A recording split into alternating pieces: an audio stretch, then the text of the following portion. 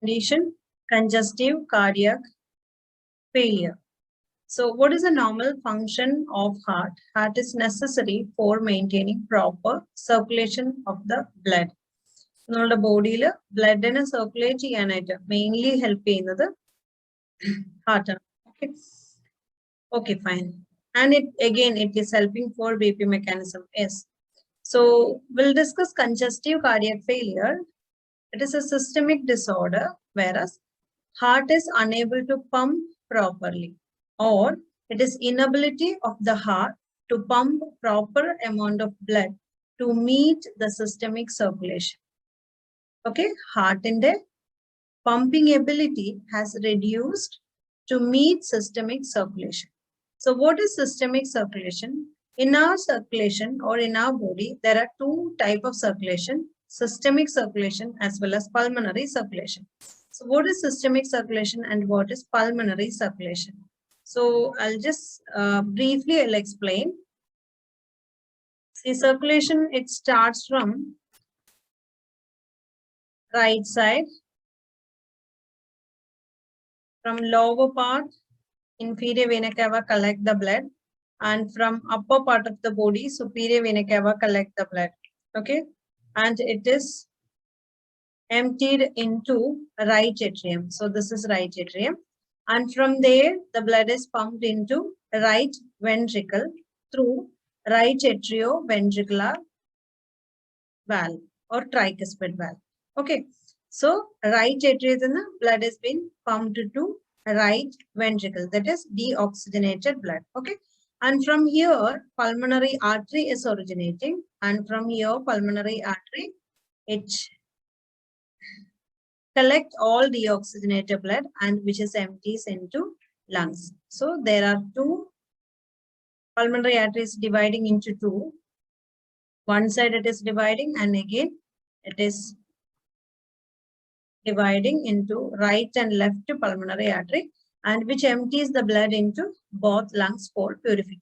Okay, and after purification the deoxygenated blood turns to oxygenated situation and it returns to heart and it empties into left atrium, and from here the blood is being pumped to left ventricle, and ividuna aorta will be collecting the blood. Okay, so from here the aorta is receiving blood and it gives or it completes the systemic circulation. So this is the normal circulation that everyone knows. Okay, this is very common one, everyone know regarding this. So systemic circulation, so as the aortic blood is moving into systemic circulation, it completes the systemic circulation. Fine, so this is an oxygenated blood, it gives oxygenated blood supply to the system, entire system. Okay, so I said in our circulation there are two types of circulation, pulmonary circulation as well as systemic circulation. So what is pulmonary circulation? Pulmonary circulation is a circulation where it starts from the heart and it moves to the lungs, and from lungs it is again moving back to the heart. For example, it starts from right ventricle to, from the right ventricle it moves right ventricle in the move either it reaches in the lungs, and from there it is moving back to left atrium. Okay,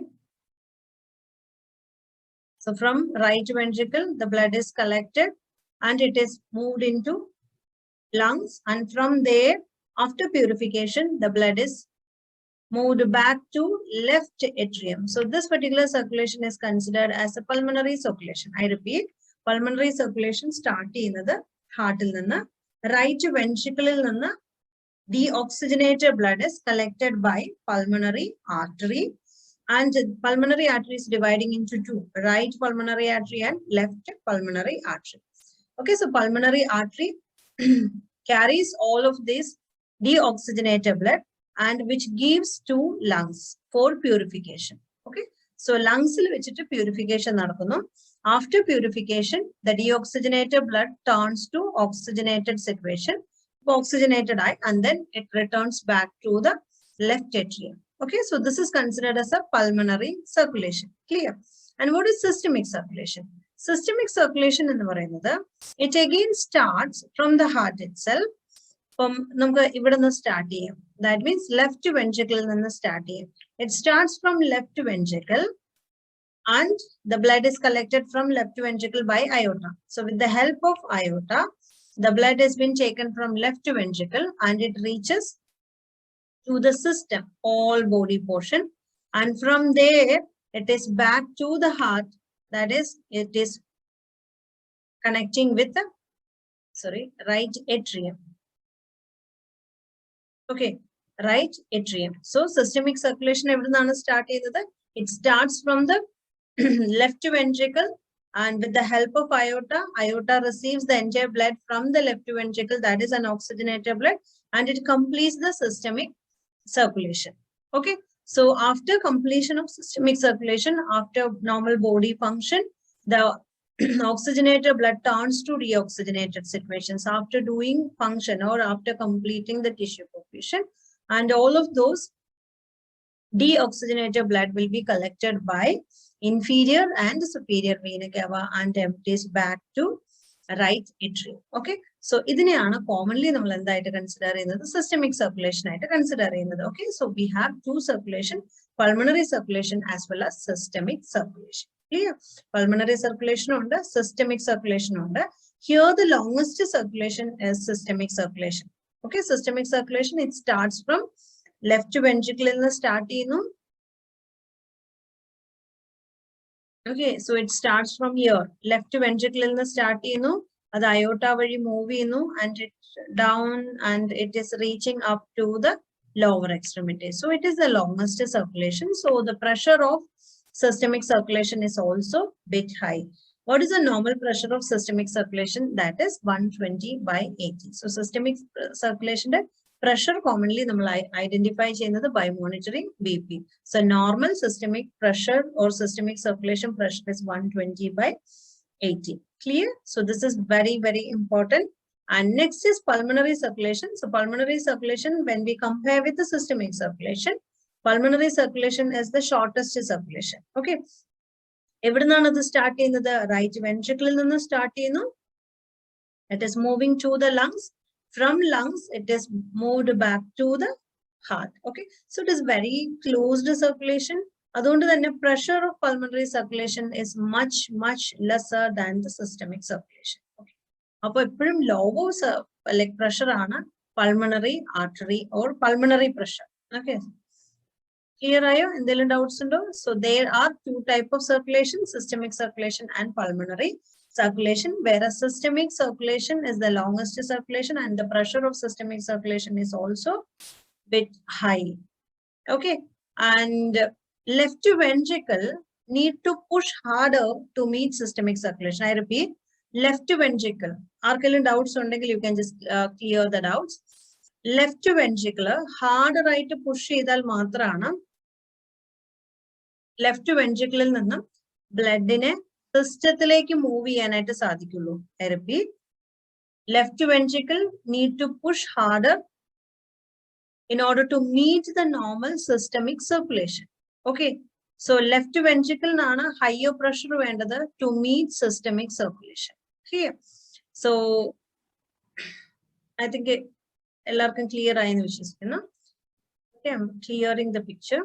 So we have two circulation, systemic circulation and pulmonary circulation. So again, I'm back to the definition. Congestive cardiac failure is a systemic disease where the heart is unable to pump adequate amount of blood to meet the systemic circulation. Okay. So we'll see the definition. Congestive cardiac failure is also known as congestive heart failure, or simple heart failure refers to the clinical syndrome caused by inherited or acquired abnormalities of heart structure and its function, causing constellation of symptoms and signs that lead to decreased quality and quantity of life. Okay, so congestive cardiac failure definition, very simple definition, you can just learn and you can just remember. That is inability of the heart to pump adequate amount of blood to meet the systemic circulation. Clear? As a result of this, what happens?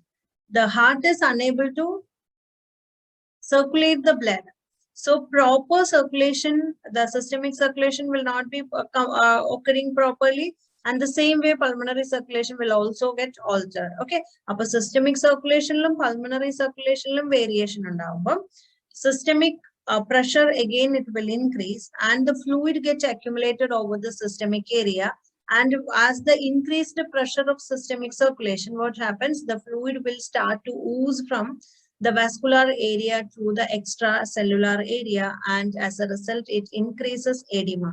So that is the reason why systemic congestive cardiac failure has edema. Okay, that is heart in the circulating capacity reduced down the symptom edema. Okay, so we'll see the signs and symptoms later.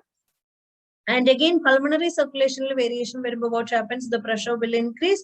Again, there will be chances to get oozing of fluid from vascular or the extracellular area.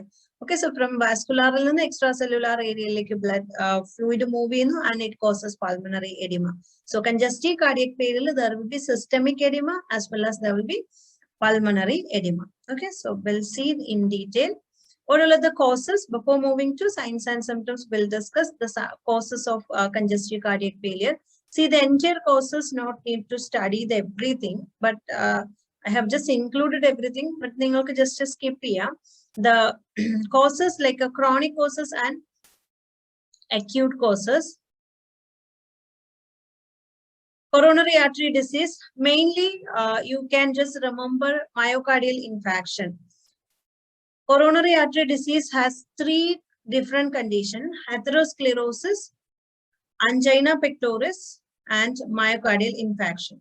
Atherosclerosis is a plaque accumulation within the wall of the blood vessel. And angina pectoris is an ischemic changes of myocardium due to hypoxia. Okay. And myocardial infarction is a necrosis of myocardial cells. Okay. Myocardium is a middle layer of the heart. As we all know, heart is made up of three layers of muscles: endocardium, myocardium, and epicardium or pericardium. Okay, so middle layer is myocardium. That is considered as an only one contracting layer. Okay, heart in the contraction is useful or layer myocardium. And myocardium receives nourishment or oxygen or glucose from coronary artery. So, coronary artery undavunna edi disease. In case of any damage to the coronary artery, it always reduces the nourishment to myocardium. As a result of that, myocardial normal function alters. Okay, so what is the normal function of myocardium? It is helping for contraction. So, contracting ability will be reduced in myocardial infarction. Okay, clear. So, that is how coronary artery disease is causing congestive cardiac failure. Hypertensive heart failure and rheumatic fever disease. Rheumatic fever again will be studying later. Congenital any of cardiac disorders. Again, that will also will discuss not now, not today, next day. And cor pulmonale and cardiomyopathy, anemia, bacterial endocarditis, and valvular disorders. Okay. So in case of valvular disorders, what happens? Valve incompetent eye. Okay. Valves are necessary to prevent regurgitation. Valves in the so for example, when the blood is moved from right atrium to right ventricle through right atrium, like a tricuspid valve. Okay, right atrium and the right ventricle like a blood move in the right atrioventricular valve. Okay, so as soon as the blood reaches in the right ventricle, the valve should completely close. Okay. So when the ventricles start to contract, the regurgitation or a backflow can be easily prevented. Clear. But in case of valvular disorder, what happens? The ability to completely closely constrict or contract will be reduced. As a result of that, it always accumulates the blood within the heart itself. Okay, so adana mainly congestive cardiac failure. Like it is not like considered as a all of a sudden all valvular disorders are causing this. No, not like that. And bacterial endocarditis. Endocardium is the innermost layer. Even that endocardium lines the valve. Okay. So in case of endocarditis, what happens? The valvular damage will also be expected. Okay.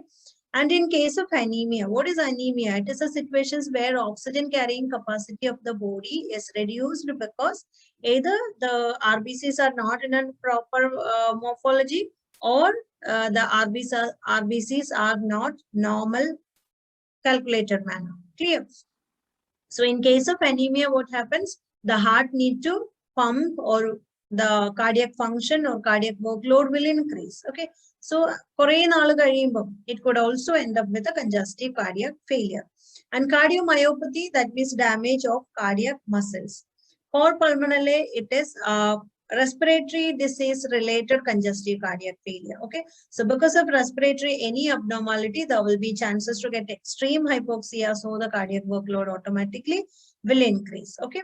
In congenital cardiac disorders, there will be a structural or functional abnormality of the heart. Even that could also end up with a congestive cardiac failure. So these are the chronic causes. And acute causes: acute myocardial infarction, arrhythmias, pulmonary emboli or embolism, thyrotoxicosis, that means the complication of thyroid disease, hypertensive crisis, rupture of papillary muscles in the heart, and ventricular septal defect, and myocarditis. So these are the acute causes. Clear? Risk factors which include coronary artery disease, myocardial infarction, diabetes, heart valve disorders, smoking, and obesity. So from this, you can just learn systemic disease or metabolic disease like diabetes, and smoking and obesity. Okay, so these two will also contribute. Okay, but this is not directly caused, but you can just learn as a risk factors. Okay, next we'll discuss what are the signs and symptoms of left heart failure or left ventricular failure. Okay, so I'll just draw what is left ventricular failure.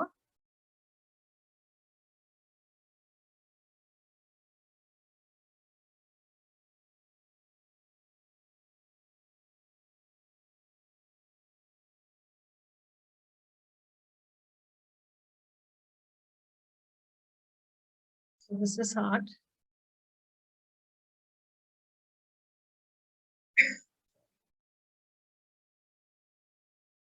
These are the two vessels. ഇത് ഏത് വെസലാണ് ഇപ്പൊ ഞാൻ വരയ്ക്കുന്നത്? Yes.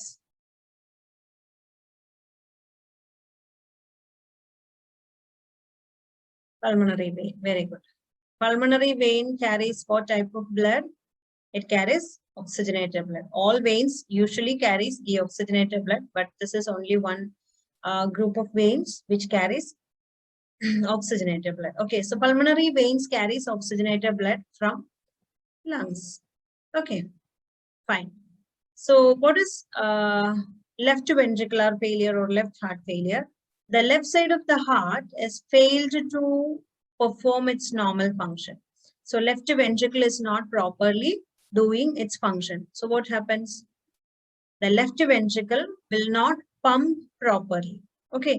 So the blood gets accumulated in the left ventricular area, or the aorta will not receive proper amount of blood. What is the function of aorta? Aorta will receive, or aorta will take maximum amount of blood from the left ventricle, and it completes the entire systemic circulation. Or in a simple way, the aorta will give blood to the leg. Okay, blood. Okay, so systemic circulation completely the amount of blood which is ejected into a systemic area at each cardiac contraction. Okay, so then usually that is a function of aorta. So what happens in these situations? The aorta doesn't receive proper amount of blood, so the cardiac output cannot be met. Okay, so cardiac output is not met properly, so the cardiac output will be reduced.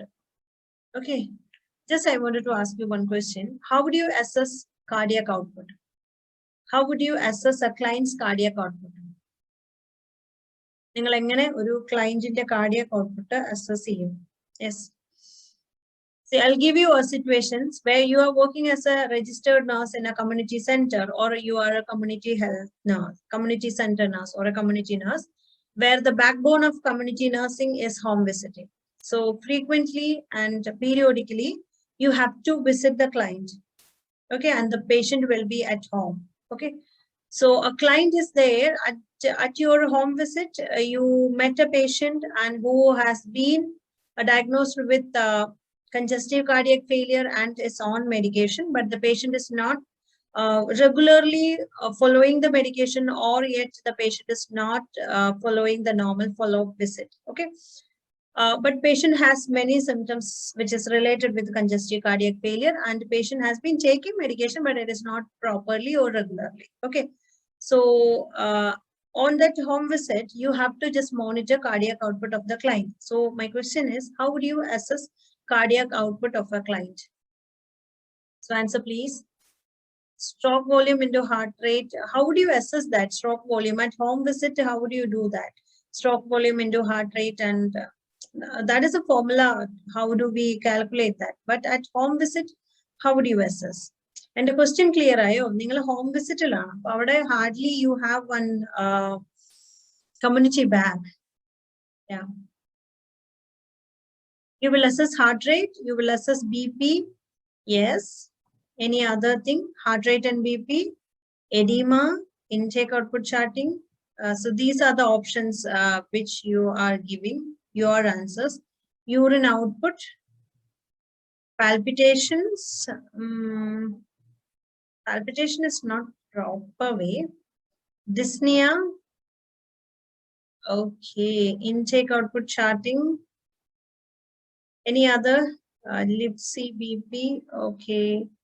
Jugular vein. Anita, what is that? Jugular vein distension. So, okay. Cardiac output, jugular vein distension. Okay, fine. Heart sound. So you will auscultate. Capillary ripple. Capillary ripple gives you a clear picture of the blood circulation or the amount of peripheral blood supply. Okay, fine. Okay, better answers. But the accurate answer is you have to monitor the heart rate, but here you will assess pulse of a pedal. Okay, so I repeat, cardiac output in the it is the amount of blood which is usually moving to the systemic area. So what you need to do is you have to just monitor whether the legs or the distal portion or distal part of the body is receiving adequate amount of blood. Okay, so what is your responsibility in terms of cardiac output? Whether the distal portion or distal part of the body is receiving proper amount of blood at each contraction. So you need to monitor the pulse rate. That means pedal pulse is the two farthest pulse. Okay, so you can just monitor pedal pulse. Pulse in the heart in a comparing. So one is you need to just monitor the pedal pulse, whether that is proper rate and rhythm and quality of the pulse. Okay. Second, color of the extremity and temperature of the extremity. Okay, മൂന്ന് കാര്യങ്ങളാണ്. One is pulse, in that rate, rhythm, quality. And again, second thing, temperature of the lower extremities. If the lower extremities are warm enough, that means it is receiving proper amount of blood. But it is very cool, that indicate it is not receiving proper amount of blood. Fine. Or if it is dark in color, yes, it indicates decreased oxygenation or something like that. Okay, so pulse, temperature, and color. Color is only considered as the third one. Okay. Okay, so in case of decreased cardiac output, what will happen? There will be very weak pulse in the pedal area, and there will be coolness of the extremities. Okay, so that will be expected in left ventricular failure. One more thing. As a result of this, fluid accumulation within the left ventricle. It increases the pressure over the left ventricle. Automatically, that will increases the pressure in the left atrium also. So the blood which moves back, because as the pressure increases, automatically there will be a pushing back of blood. Clear? So the blood gets accumulated in the lungs. So the pressure within the pulmonary circulation increases and it causes pulmonary edema. So as the pressure increases, the fluid will start to ooze.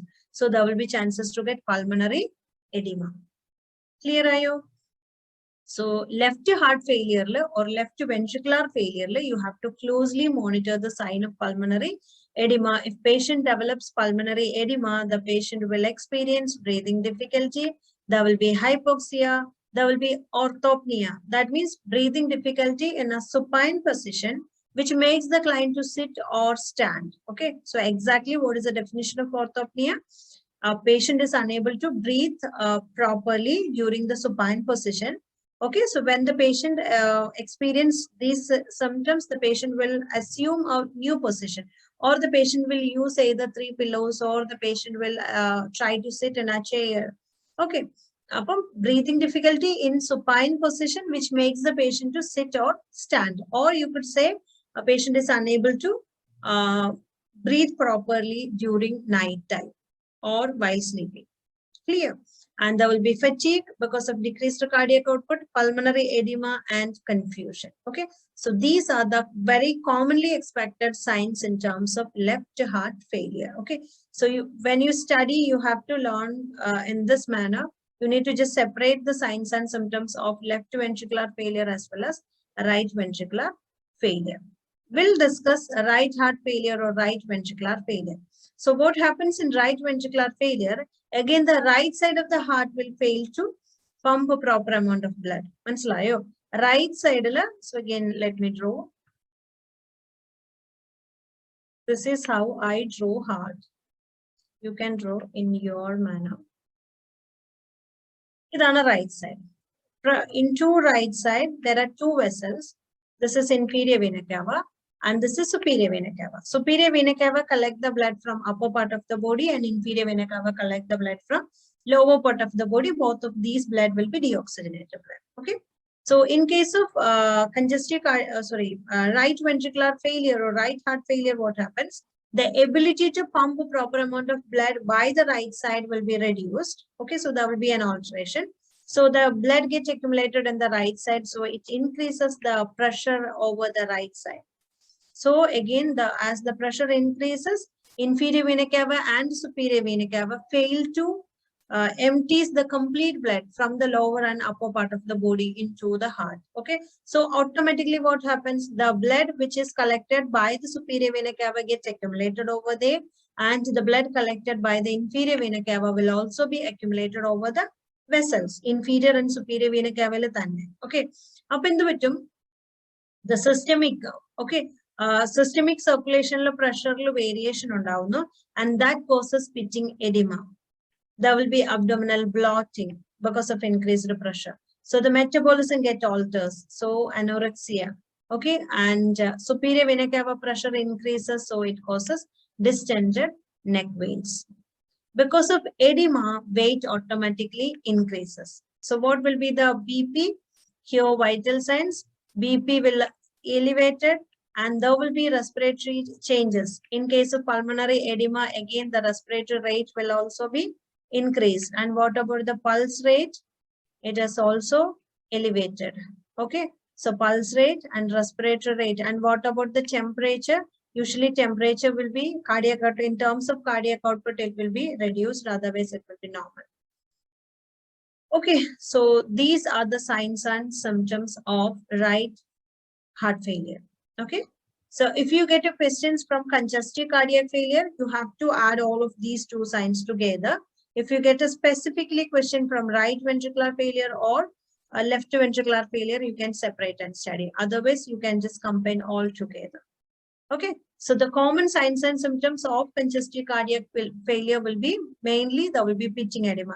If patient has pitching edema, it will be right side failure. If patient has breathing difficulty or something respiratory signs, it will be left ventricular failure. Clear? Okay. And how would you assess pitting edema? Can you please answer me? How would you assess pitting edema? Pitting edema എങ്ങനെ നമുക്ക് assess ചെയ്യാം? Yes. So you can give me the answer. How would you assess pitting edema? Or what are the physical examination steps normally we use? Yes, please. No answers? Yeah, I got one answer. Finger. I didn't get Anita. How would you assess? By using finger. That means physical examination steps.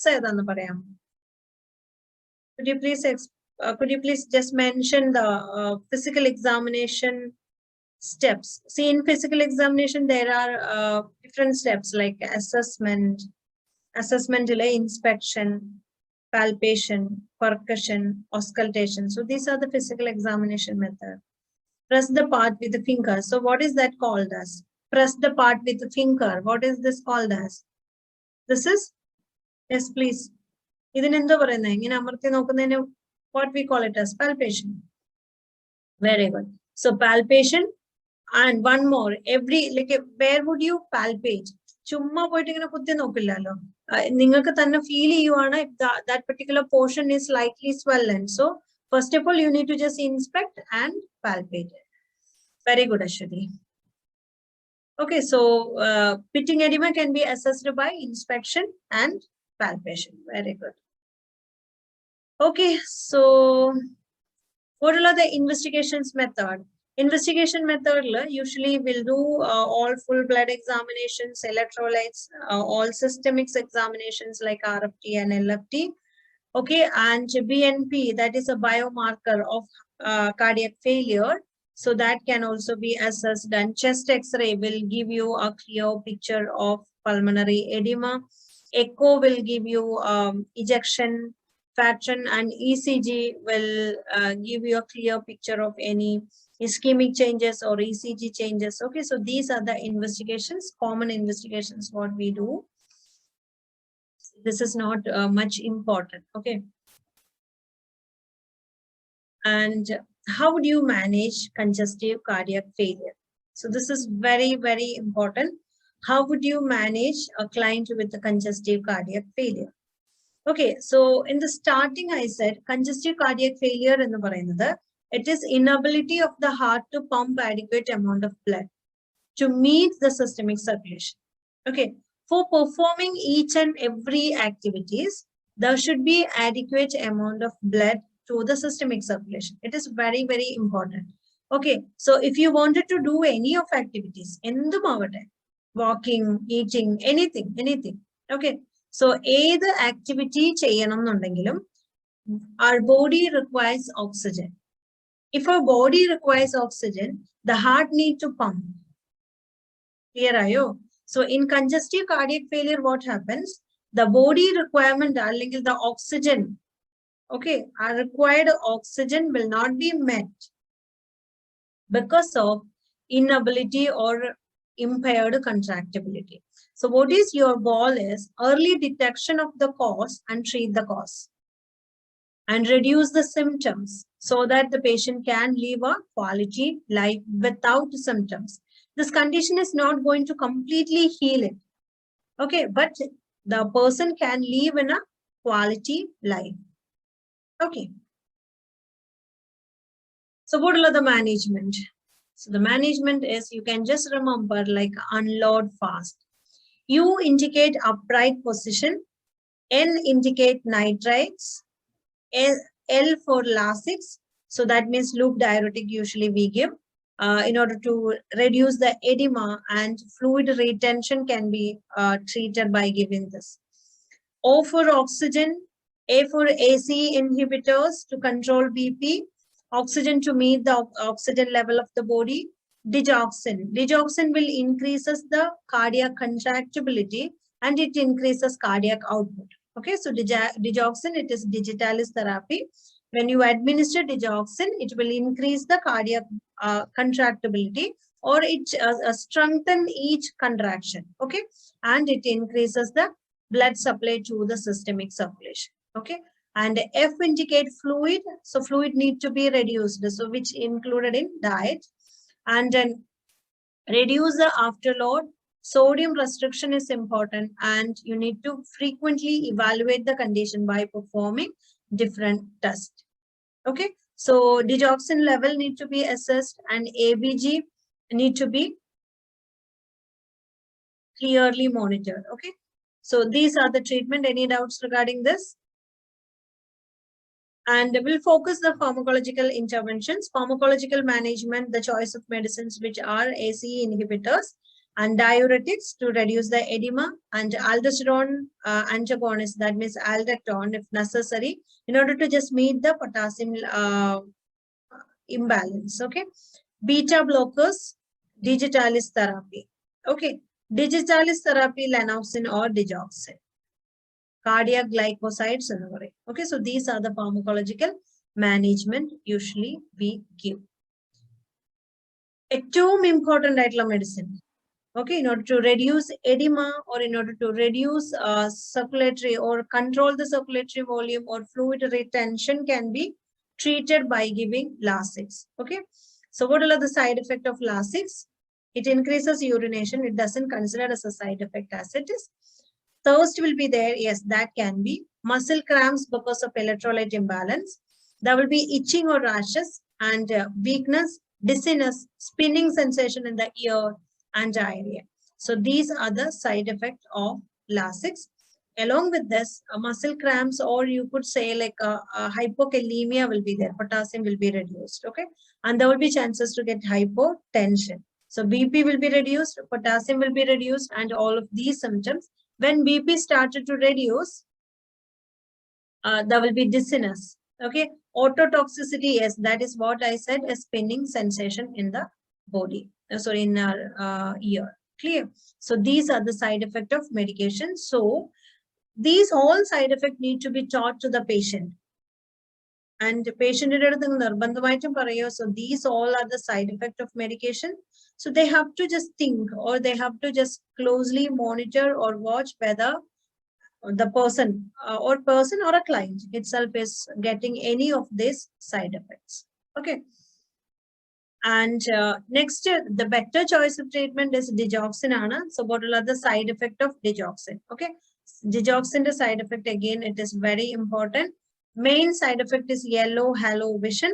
There will be electrolyte imbalances. There will be bradycardia, loss of appetite, vomiting, and nausea and confusion. So these are the side effects of digoxin. Yellow halo vision, electrolyte imbalance, bradycardia, loss of appetite, vomiting, nausea, and confusion. So out of this, you can just remember yellow halo vision, and there will be electrolyte imbalances. Mainly, there will be chances to get potassium variation. Exactly, there will be hyperkalemia. So digoxin itself is causing hyperkalemia. Potassium low or potassium high? Which one is expected as a result of digoxin? So what are the side effects of so who has given low potassium? Is Anita. Anita, there is a change in that. See, this is very, very important. Digoxin, if a patient has been taking digoxin, എന്നുള്ള ഒരു മോളിക്യൂളിനെ focus ചെയ്യുകയാണെങ്കിൽ it causes hyperkalemia. Here, digoxin, a medicine which causes hyperkalemia, but in case of hypokalemia or potassium കുറയുന്ന situation, digoxin gets accumulated in our body. Okay, so digoxin toxicity will be excessively expected in hypokalemia. So that potassium needs to be corrected in order to prevent digoxin toxicity. Okay, but as it is, digoxin is causing hyperkalemia. Okay, and even Lasix is also causing hypokalemia. So there will be chances to get hypokalemia rather than hyper. Okay, so that whenever patient who has been receiving digoxin, what is your responsibility? You need to closely monitor all of these symptoms, and the same way potassium can also be assessed. If potassium is low, you need to just replace potassium. Otherwise, yes, okay, continue.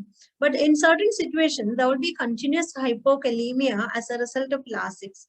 So you can change Lasix, that means diuretics, with, see here, the third choice of treatment is aldosterone antagonist. Okay, so if a client is continuously experiencing extreme hypokalemia and you are not able to manage or correct the potassium level properly, so instead of Lasix, you can administer the medicine, aldactone. Okay, that is only a choice of treatment. Like it is not like a mandatory one. Clear? So digoxin toxicity need to be followed or assessed. Okay, and nursing management, which include lifestyle changes and follow a healthy diet. Okay, so we'll discuss nursing interventions. Before moving to nursing intervention, I just wanted to focus, if a patient who has been receiving digoxins, what are the nursing interventions that you need to follow? അതായത് digoxin എടുക്കുന്ന ഒരു പേഷ്യന്റിന് എന്തൊക്കെയാണ് nursing interventions or nursing instructions that you need to give to the client?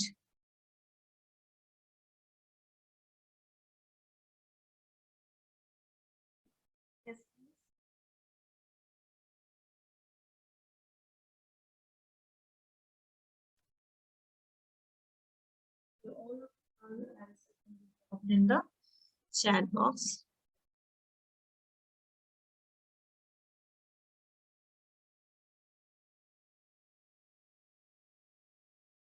Apical pulse check, heart rate need to be assessed. Digoxin level to check intermittently. Yeah. Drug holidays. Okay, 5/7. Very good. Heart rate below 60. If heart rate is below 60, do not give medicine. Okay, fine. Cardiac checkup. Don't give medicine. What if heart rate is less? Okay, fine. Sonia Scaria, sodium and potassium checking. Sodium doesn't require. You can monitor potassium. Yes. Any other answer? Any other answer? Anita, blood digoxin level. Yes, can be monitored. Very good. Soumya, potassium to be checked. Very good. Any other? Okay. So, any answers വരുന്നതെല്ലാം same പേരിൽ നിന്നാണ്. And all side effect need to be assessed. Okay, Prasida, very good. Check vision, fine. Okay. So, അറിയില്ലാത്തവർക്ക് വേണ്ടിയിട്ട് അല്ലെങ്കിൽ ഇതിനകത്തിപ്പം hardly എനിക്കൊരു 10 സ്റ്റുഡൻസിന്റെ ആണ് answers വരുന്നത്. അപ്പം ബാക്കിയും ഉള്ളവർക്ക് വേണ്ടിയിട്ട് ഞാൻ ജസ്റ്റ് പറയുകയാണ്. So, if a patient who has been receiving digoxin, first of all, let me just explain the action of digoxin. See, digoxin will increase the cardiac output by strengthening each contraction. Okay. So in case of congestive cardiac failure, what happens? The heart is pumping faster and faster. Okay. But the amount of output is reduced. So when you give digoxin, digoxin will work on that and it will strengthen the each contraction so that the heart will take time to construct. Okay. So the heart is taking more time to contract. So that is the reason why heart rate is reduced. Okay. So heart rate കുറയുന്നതിന്റെ reason നമുക്ക് കിട്ടി. So heart rate ഇവിടെ കുറയുന്നു. അപ്പോൾ ആ വഴി എന്ത് സംഭവിച്ചു? Heart rate is reduced, but the cardiac output is increased. That is what we expect. Okay. So heart rate is reduced. So what is your responsibility? You have to monitor heart rate before each administration of medicine. Okay. ഓരോ പ്രാവശ്യം medicine എടുക്കുമ്പോഴും you have to provide you need to monitor heart rate. Okay. If it is less than 60, you have to stop taking medication or stop giving medications. Okay. So my question is, a patient who has been receiving this medicine and today morning when I went to give medicine, heart rate I have checked, so it is 60.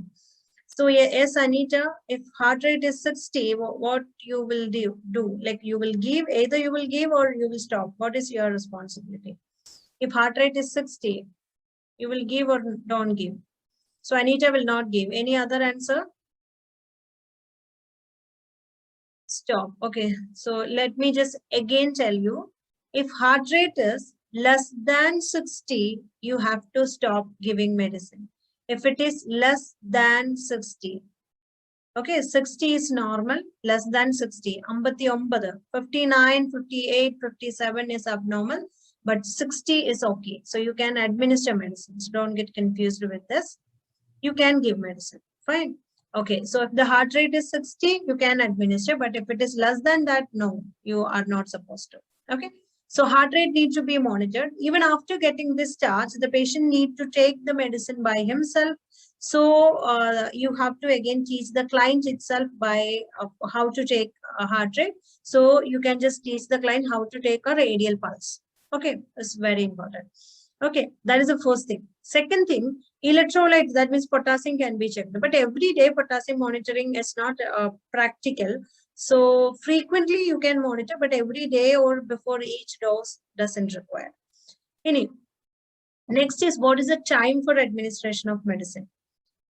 What is a better time for administration? You have to administer this medicine on empty stomach, either half an hour before food or 1 hour after food. So this is an like a easily absorb like a emergency medicine I to consider medicine or a faster absorption is required in this. Okay, so it should be given either half an hour before food or 1 hour after food. Clear? These are the two things. And second thing, because why that is important, see, high like a fiber food will alter the metabolism of the medicine. Okay, so that is a basic reason why we need to give medicine on empty stomach. Normally, we are not supposed to give this medicine along with the fiber-rich food. So better to avoid giving medicine along with the food. So half an hour before you can administer, so that will be better. If potassium is less, don't give. And therapeutic value of the medicine can also be assessed. So that is also a very important thing. Normal therapeutic value is 2 nanogram. Okay. Okay, so 2 nanogram. So if it is greater than that, stop the medicine. If it is 2, yes. If it is greater than that, stop medicines. Okay. And again, in order to reduce the toxicity, digoxin toxicity, you can only provide medicine for like a holiday interval, like weekly 5 doses can be given, or 5 days doses can be given, and 1 or 2 days you can just keep it. Okay, and you have to just keep an antidote, that is Digibind or immune fab, what we call it as. You can just learn Digibind, it is the antidote. So if patient is developing any of these symptoms, and see, if a patient develops any of the symptoms, what is your priority nursing action? You need to just send a blood for therapeutic values, and if therapeutic value is higher than the normal, yes, Digibind can be administered. Okay, so this is very, very important one. So nursing care of a client who is receiving digoxin. Okay. Here. So we'll continue. And other management, it is lifestyle changes, follow healthy diet, and interventions which include rest, oxygen, intake output charting, and weight charting is necessary. Auscultate the lung. Why? To identify pulmonary edema. And if patient has pulmonary edema, there will be wheeze and crackles, and there will be breathing difficulty. Okay, fine. Provide comfortable position. So what type of position can be given? The patient can select the position in which he feels comfortable. Okay, and assess for side effect of medications. Cardiac diet can be initiated, and ECG. Psychological support is important, and facilitate independent. That means you have to just make him to do all activities by himself. Okay, patient activities cheyanayittu paraya. Okay, so the first and primary management is rest. Why? What is the reason to give rest? Because activities or any position, like any activities, or if patient is doing any of activities, that always increases the metabolic rate or oxygen demand of the body. But here the patient, the client's body is not able to meet that. because of the cardiac problem. So better to reduce the oxygen demand and the metabolic demand. Okay. You have to provide a rest. That is the first thing. And then monitor the saturation level, and according to that, oxygen can be administered only if it is necessary. And intake output charting is again, it is very important. That will give you a clear picture regarding the fluid retention and fluid loss. Weight charting, when you monitor weight, you have to just think in this way. It need to be checked same time of each day, and same caliber need to be used, and same dress or pattern of dress need to be used while checking weight. So if you are monitoring weight before breakfast, yes, every day you have to do that way. And every day you will be like you are checking after toileting. If you are monitoring the weight, that continue that. Okay. And same caliber is very important. And auscultation of lung, that will gives you a clear picture of lung clarity. And if patient has developed any pulmonary edema, yes, that will also can be identified. And provide a comfortable position, already I said. And all side effect of medications related with the digoxin and related with the Lasix and related with all antihypertensive medications. Cardiac diet, which include low sodium. Here sodium need to be restricted. Why? Because there will be chances to get hypertension, as well as sodium retains water. So sodium can be reduced and potassium can also be reduced. No, potassium here you have to just increase. Okay, it just depend upon the level. Okay, so patient in the body the level and such demand and such. If patient requires potassium replacement, yes, you can replace potassium. And fatty food need to be restricted. If you completely restrict or reduce the fatty intake, you have to increase protein instead of that. And carbohydrate can be given based on the condition. Okay, if patient has any systemic disease, yes, based on that you need to just change. Okay, and independence is very, very important. Nursing diagnosis, which include activity intolerance, fluid volume excess, and impaired cardiac output, and knowledge deficit related to therapeutic regime. So the first and primary nursing diagnosis is activity intolerance. Clear? Any doubts so far?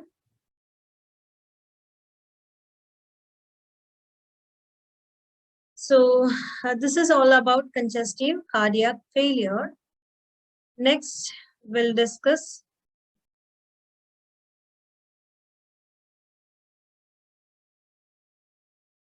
peripheral vascular disorder.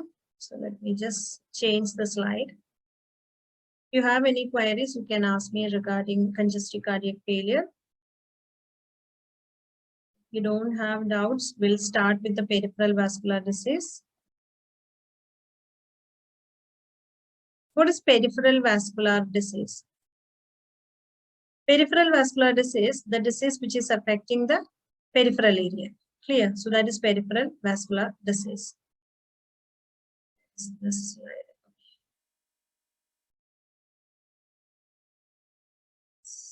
Screen visible alle.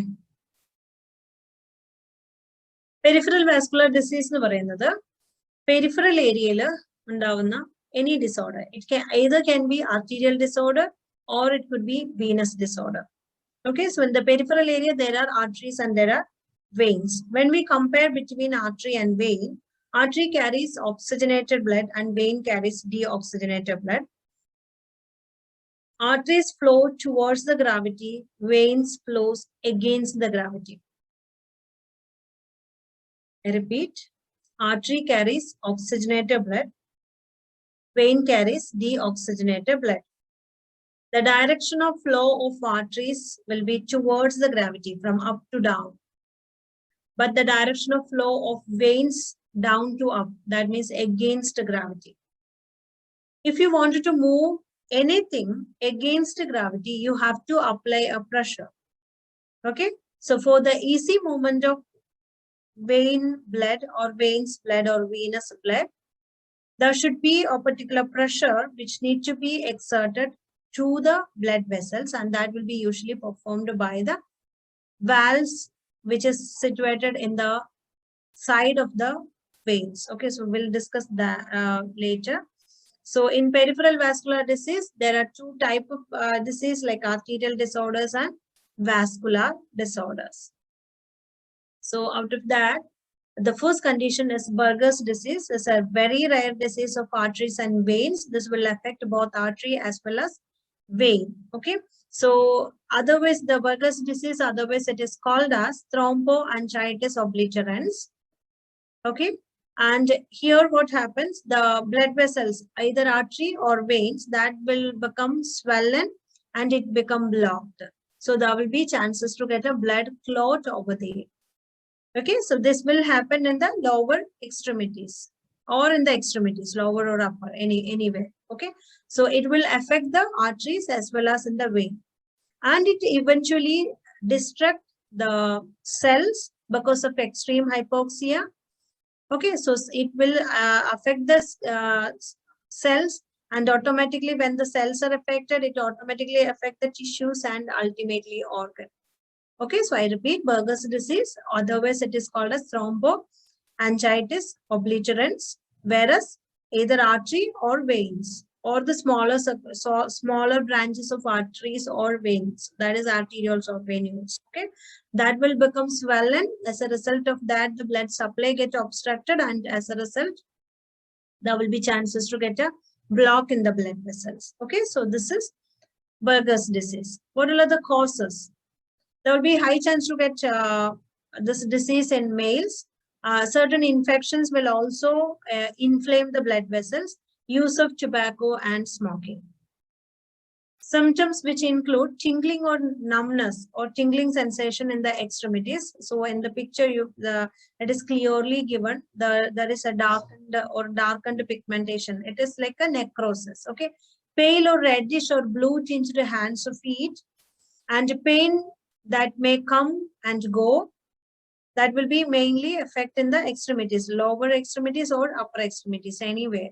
Okay, so usually we could call it as claudication.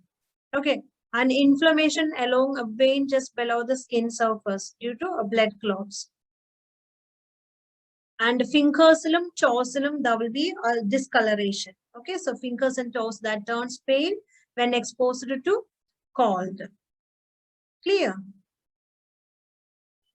And painful sores ഉണ്ടാവാം because blood supply കുറയുമ്പോൾ there will be chances to get a necrotized tissues and it forms a blood clots. Oh, sorry, it forms a ulcer, non-healing ulcers like ledia. Okay, so I repeat, Buerger's disease എന്ന് പറയുന്നത് it is spasm or a swollen blood vessels. Either it can affect arteries or veins. It will affect both extremities, upper and lower.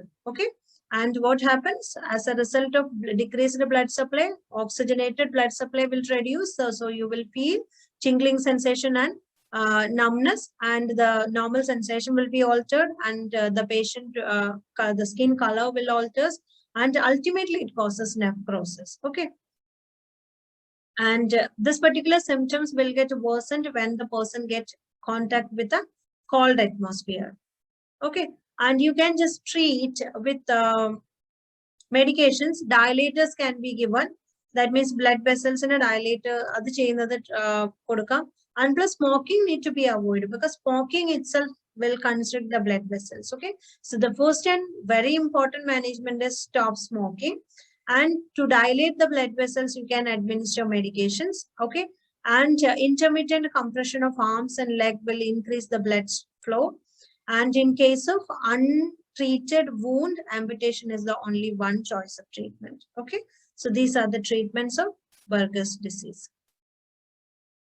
How would you prevent this? You can ask the client to perform exercise. Skin care is important, and gum care. Why gum care?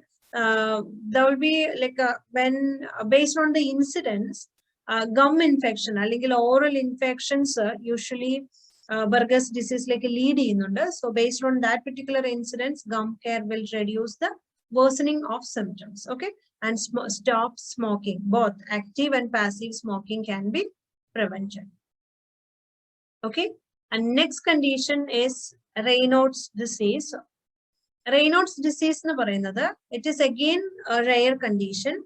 this is mainly, your situation, mainly it is affecting the arteries, smaller arteries. Okay, so vasospasm might occur. So if it is severe vasospasm undavunu, so it is mainly affecting the arteries. So when the artery gets spasm, or when the artery become narrowed or constricted, the oxygenated blood supply will reduce to the extremities, and ultimately that will reduces the blood supply to the area.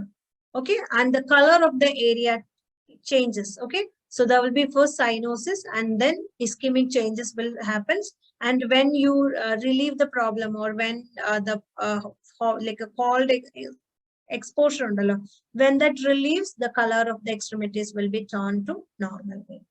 So just compare between Raynaud's disease and Buerger's disease. Buerger's disease is a vasospasm of both arteries and veins. Raynaud's disease, mainly this is affecting the small arteries. Okay, and there will be vasospasm, and this will worsen because of exposure of cold. Okay, so this will be the color changes. This is called as Raynaud's phenomena. So Raynaud's phenomena, what happens, like when a lack of blood supply always blanches the area, and then it turns to a bluish in color, that is cyanosis. When the blood supply returns, for example, when your hand is continuously getting contact with the cold, your hand color will become like a blanch or whitish in color. Then gradually it turns to bluish in color. And then when you release the problem, or when you give a warm compress or any management, so the color returns to normal, that is red in color. Okay.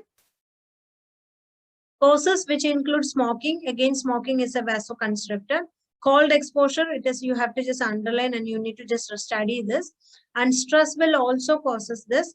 And disease of arteries, any disease, like anyone, okay? Even Buerger's disease also. Injuries to the blood vessels and medication. There are certain medications which will constrict the blood vessels, for example, beta blockers, migraine medications, and chemotherapeutic medications. Okay, so these are the causes. Okay, so when you compare any of like a peripheral vascular disorder, smoking, cold exposure, and stress, these are the very commonly affected or very commonly considered causative factors for any disease. Okay, but mainly in Raynaud's disease, there will be, so how Raynaud's disease, more like a cold exposure is a leading cause. Okay, how would we identify the Raynaud's phenomena? അല്ലെങ്കിൽ Raynaud's phenomena എന്ന് പറയുന്നത് usually നമുക്ക് എപ്പോഴും ക്വസ്റ്റ്യനിൽ വരുമ്പോൾ നിങ്ങൾ ശ്രദ്ധിക്കേണ്ട ഒരു കാര്യം, patient will complain this. Patient എങ്ങനെയാണ് കംപ്ലൈന്റ് ചെയ്യുന്നത്? When I got, or when I contact, when I hand get a contact with a cold, അല്ലെങ്കിൽ ഒരു ice ആയിട്ട് contact വന്നപ്പോൾ suddenly my skin or color of the skin turns to blanch or whitish in color. Okay, then gradually it turns to bluish in color. But when I applied a warm compress, the color returns to a red in color. Okay, so അതിനെയാണ് Raynaud's phenomena എന്ന് പറയുന്നത്. Usually the patient will experience Raynaud's phenomena when the person gets contact with the cold. Okay, so cold atmosphere are triggering factors, so better avoid that. So if a patient has Raynaud's disease or any related this, you can just ask the client to wear gloves when handling with a cold thing. Okay, a little gradual warming can also be facilitated. Clear? Management of Raynaud's phenomena, which involve preventing spasm of the blood vessels by protecting the fingers and toes from cold, trauma, and infections. Okay, so gloves, that is the better one. Medications that can aggravate the blood vessel spasm, that need to be avoided. And a patient with a persistent symptoms, medication that dilate the blood vessels can be administered. If a patient is continuously getting all of these symptoms, then only you can administer medications for dilating the blood vessel. Otherwise, only the prevention is better. Okay, so Raynaud's disease is a rare disease where the arteries get constricted. Okay, so the first choice of treatment or the better way is ask the patient to avoid contact with the triggering factors, mainly triggering factors which are called stress and trauma. Clear? Surgical management or medical therapy. Nerve surgery can be performed like sympathetic nerves of the extremities. That means either if it is affecting the hand or feet, the nerves can be removed. Okay, so that is not a better management, or it is not considered as the first management. Cutting these nerves will interrupt their exacerbated response. Okay, when my body has very sensitive to cold, okay, and continuously a client is experiencing all of these symptoms, okay, so that doesn't look good. So in those situations, you can just ask the client or perform nerve surgeries. Okay, so small incision ഇട്ടിട്ട് ഈ nerves remove ചെയ്യുന്നതാണ് normally nerve surgery ചെയ്യുന്നത്. And Botox injection can be given like a chemical injection. So usually the Botox injection, that means botulinum toxin another. So that will block the sympathetic nerves. Okay, so you can just inject the medicine over the affected area. So that will reduce the reoccurrence. Okay, and if patient is again and again getting this problem, the medicine can be repeated. Okay, once if you give the medicine, the symptoms can be protected for months to years. But if any chance, if there is a relapse, you need to repeat with the medicine. Okay, so these two things doesn't consider as the primary management, but there are certain surgeries and medications. Adondu matram just can include idunne.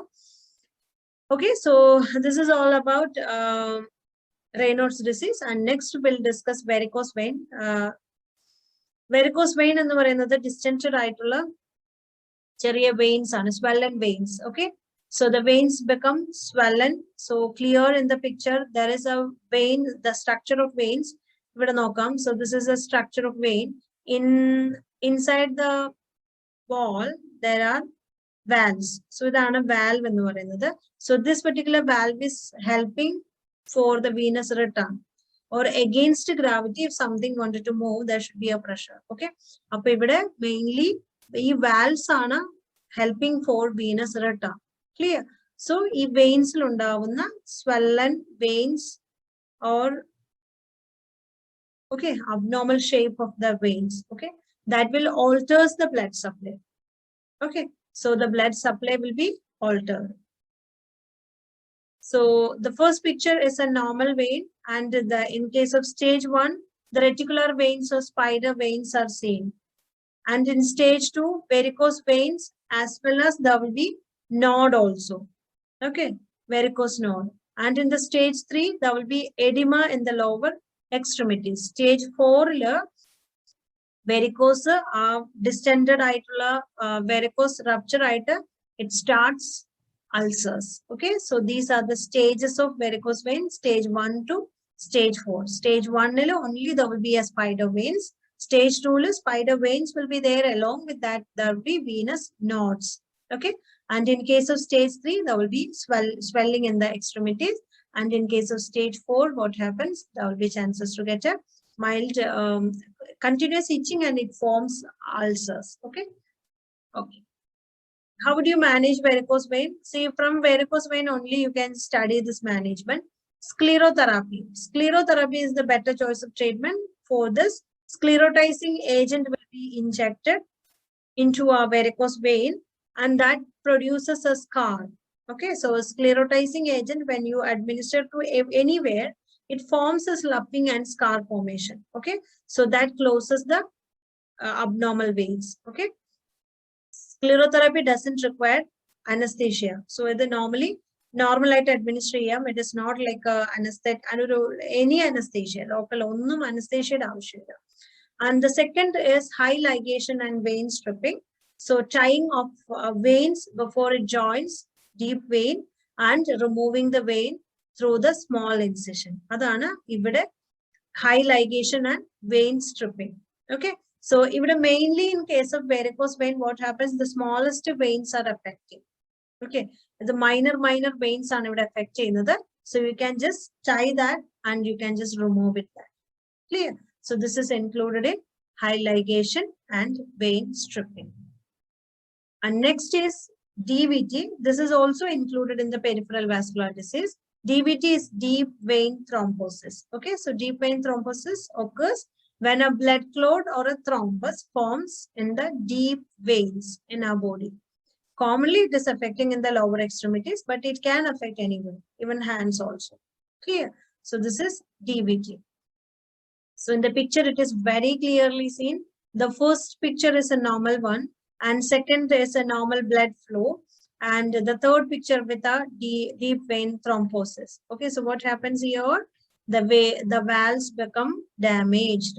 As a result of that, the blood flow alters, and there will be chances to get a thrombus formation. Okay, and in case of DVT, what happens? If the person start to move, DVT or patient, when they do some activities, the clot might dislodge from here and it will move into the bloodstream. Okay, so it will float within the blood. Okay, so when the thrombus or clot blood vessels so this particular thing is considered as a thrombus. When thrombus start to move, it is termed as embolus. Okay, when thrombus start to move, it is termed as embolus. Okay, and when the embolus will move and ultimately that reaches in the lungs. Okay, so even this causes pulmonary embolism. Okay, so the pulmonary embolism lead. Causes for DVT is very, very important. So you will get minimum 5 questions from DVT. So causes of DVT, it is injury, that means damage of the blood vessels. Okay, so the blood vessels are not the damage due to surgery or any other injuries. Okay, and immobility. Immobility, what happens? The patient is not doing any activity, so the extremities are immobile. So there will be chances to get accumulation of blood. Clear? When a person do some activities, there will be chances to get a movement of blood within the vessels. If patient is not doing any activities, mainly in terms of veins. Okay, so vein need to carry blood against gravity. Okay, so for facilitating venous return, the person need to do activity. So immobility always accumulate the blood over there, or it causes stasis. Fine. So a reduced activity or immobility, and there are certain medications which also reduces the blood vessels, and genetic factors, obesity, pregnancy. In case of pregnancy, what happens? It causes vena cava syndrome. In case of pregnancy, when the flaccid uterus is growing, it will compress the inferior vena cava over the right side. So inferior vena cava get compressed, and the blood's inferior vena cava is responsible to carry the blood from the lower part of the body. So that is not going to happen in a proper way. So the blood gets accumulated in the lower area. So venous return will be reduced, or it causes venous stasis. Okay, I repeat, in pregnancy, flaccid uterus, so it will compress the inferior vena cava.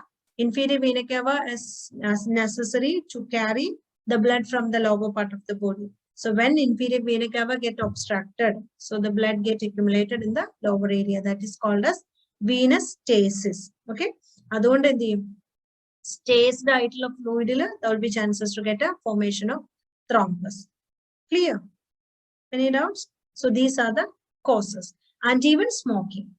Smoking mainly what happens, like a smoking restrict or constrict the blood vessels, and even that damage the blood vessels. And OCP, oral contraceptive pills, always damages the blood vessels, and even that causes DVT and a thrombus formation. Mainly OCP, you can just underline and you can just make a note box and write it in that. Oral contraceptive pills will damage the blood vessels, and it increases or it alters the hormones, and it forms a thrombus. Okay, so and it ultimately causes coronary artery disease or thrombotic stroke, anything like that. So how do you prevent DVT? എങ്ങനെ നമുക്ക് prevent ചെയ്യാം? Blood pressure under control, smoking prevent ചെയ്യുക, reduce the weight, and use DVT stockings or pneumatic compression devices can be used, and foot and elevation. First of all, how do we prevent DVT?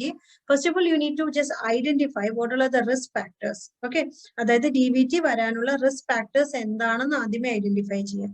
So find out the risk factors, and based on that, you can just manage the clients. So this is very, very important thing. So immobile client, pregnancy. So after any surgeries, or the patient is not doing any activities, for example, a patient with a cast, a patient with a traction. Okay, so anganeyulla situations lokke endana cheyendadu, foot and elevation cheyyuka. Clear?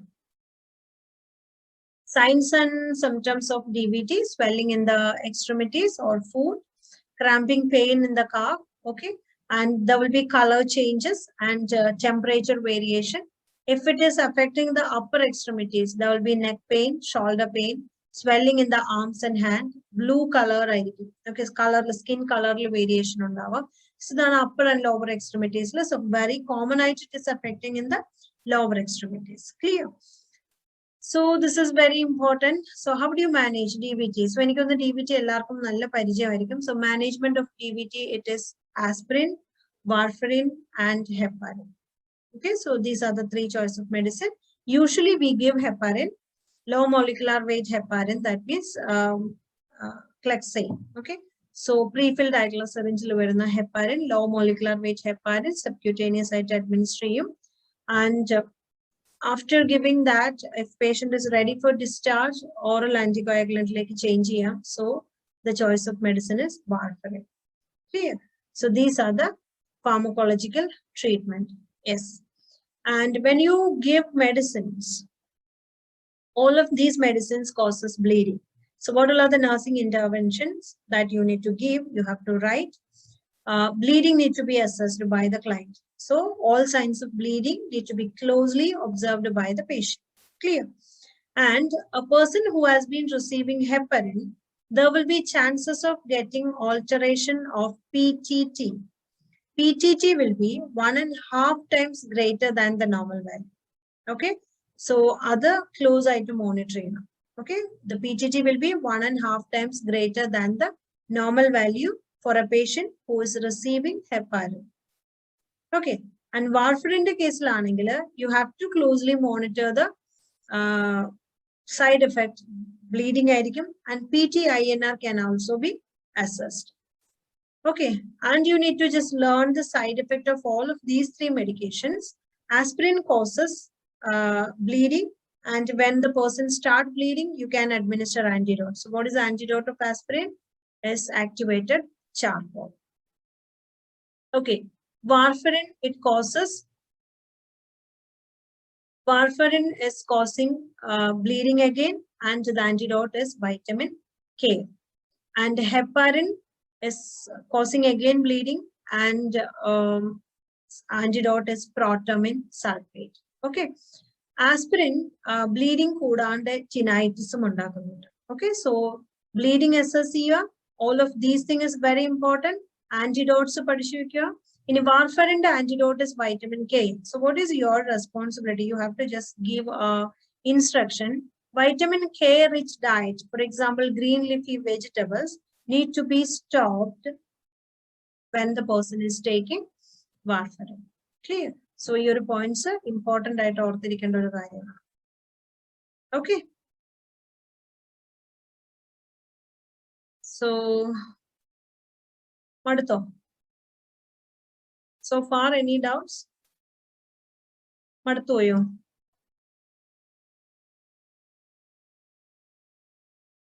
Aspirin antidote is activated charcoal. Shall I continue or stop?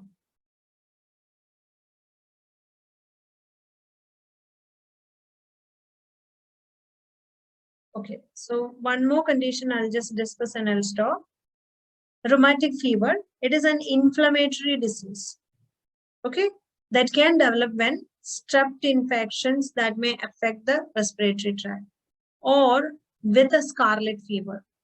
Okay, scarlet fever and the basic causes strep infection. Okay, so streptococcal infections usually get transmitted through droplet. Okay, so untreated upper respiratory infections, untreated scarlet fevers will cause rheumatic fever, or any strep infections that can be transmitted through respiratory tract, or that will get transmitted through the dental procedures. Okay, So rheumatic fever is a disease, or it is an inflammatory heart disease that is caused by strep infections. Clear?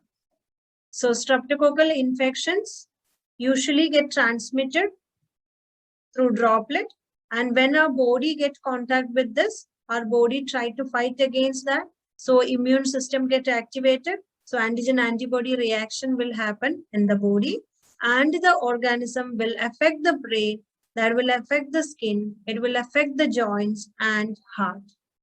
Mainly connective tissues of our body are affected. Okay, so rheumatic fever is an inflammatory disease that can develop when strep throat or scarlet fever does not properly treated.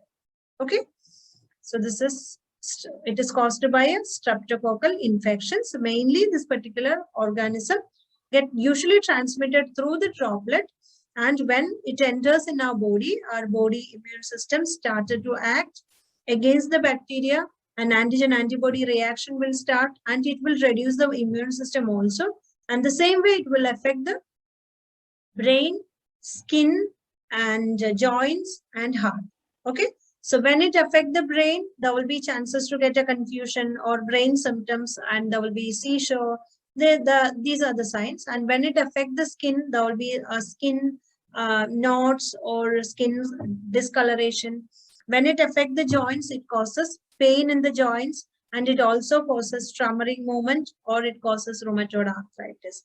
When it affects the heart, it always causes valvular disorders. Okay, അല്ലെങ്കിൽ later on it causes ventricular failure. Even this is causing congestive cardiac failure also. Okay, so when our body gets infected with strep infection, or when it get affected the connective tissues, എന്തൊക്കെയാണ് main ആയിട്ട് സംഭവിക്കുന്നത്? So rheumatic fever, what happens? Untreated ആയിട്ടുള്ള strep infection, when the strep infections are not properly treated, what will happen?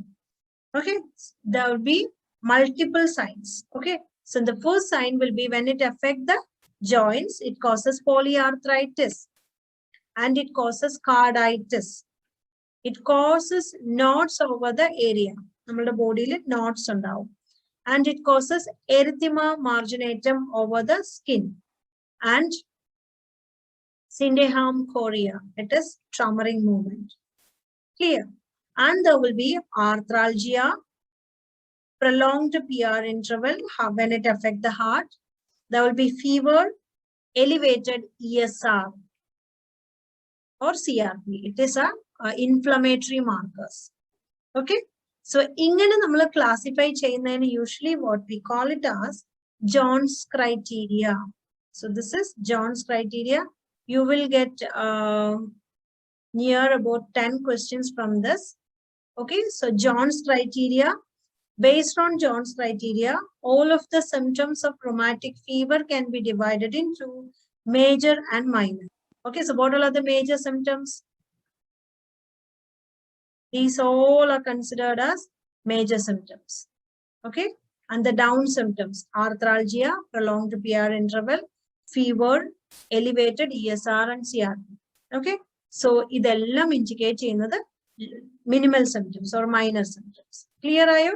So rheumatic fever nu parayunnathu, it is caused by a streptococcal infection. Usually that gets transmitted through the droplet. So the preliminary sign of rheumatic fever will be always upper respiratory tract infection, sore throat, any upper respiratory, pharyngitis, laryngitis, any of that. And when the body gets infected with this, CRP will be elevated and ESR will be elevated, and it affects the all connective tissues. Clear? So please learn Jones criteria. See, when we discuss questions from cardiovascular systems, you have to answer the correct one. The symptoms, signs and symptoms, which include, there will be fever, erythema marginatum. Okay, valvular damage will be there, and it ultimately causes congestive cardiac failure. And there will be joint swelling also. Okay, so these are the signs of rheumatic fever. How would you manage? Since this is a bacterial infection, antibiotics. Okay, so penicillin or any other antibiotics. Okay, so in order to treat the strep infection or strep bacteria, that's the first thing. So please underline penicillin. And antibiotics can be continued. Okay, antibiotics can be continued to prevent the relapse. Okay, and even after complete treating, preventive as a preventive measure, you can continue the penicillin or use of antibiotic for even for long time. Okay, so minimum 5 years, like a long time, like medicines. Okay, and in case of rheumatic fever, if heart valves അല്ലെങ്കിൽ papillary muscles അതൊക്കെ excessive ആയിട്ട് affected ആയിട്ടുണ്ടെങ്കിൽ you need to again continue the antibiotic. Okay, so continuation of antibiotic will be based on the disease progress. Okay, so first of all, you have to provide antibiotic to that need to be continued till the client's body is free from strep infection. Okay, even after completely treating, again you need to just closely monitor the client, and follow-up visit is important. And to prevent relapse, again the medication can be continued. Okay, and as per the disease progress, the duration may change, and that will be decided by the doctor at each follow-up visit. Okay, and again anti-inflammatory medications can also be given to control pain and to reduce the inflammation. Steroids can be given, or any non-steroidal anti-inflammatory medication will also do. Clear? And there will be chances to get a convulsion, so anticonvulsant medications, because it is affecting the brain. So anticonvulsant medications, and mainly in as a major symptoms, there will be Sydenham chorea, it is involuntary movement of the extremities. So anti-seizure medications, valproic acid, അല്ലെങ്കിൽ carbamazepine. So any of these medications will help to control the involuntary movement. Okay, this is how you need to manage. What is the first choice of treatment for rheumatic fever is penicillin. Okay, and one more thing, it is very important at the time of discharge, that is medicine need to be continued without interruption, and follow-up visit is also important. And plus, how would you prevent the relapse of this condition? Okay, usually the strep infections are usually transmitted through droplet, so better droplet infections can be prevented. So droplet infections prevent you always the person, this particular groups are considered as low immune group.